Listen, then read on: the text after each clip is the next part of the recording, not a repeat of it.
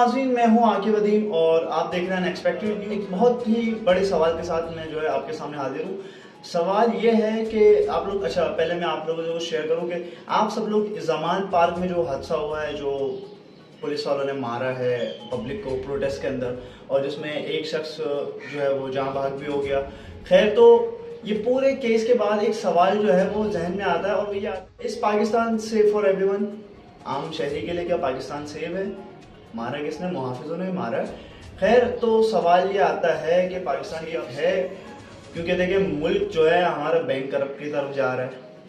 एक तो वैसे ही सेफ नहीं था, लोग मुल्क छोड़ के भाग रहे थे, अब ये नया हादसा पेश आया। तो आप लोग इस बारे में क्या सोचते हैं? सब अपनी अपनी राय दें कमेंट के अंदर। जो वीडियो देख रहे हो, मैं कहता हूँ ज़रूरी है आप जो है कमेंट में जो है जवाब दें। Thank you.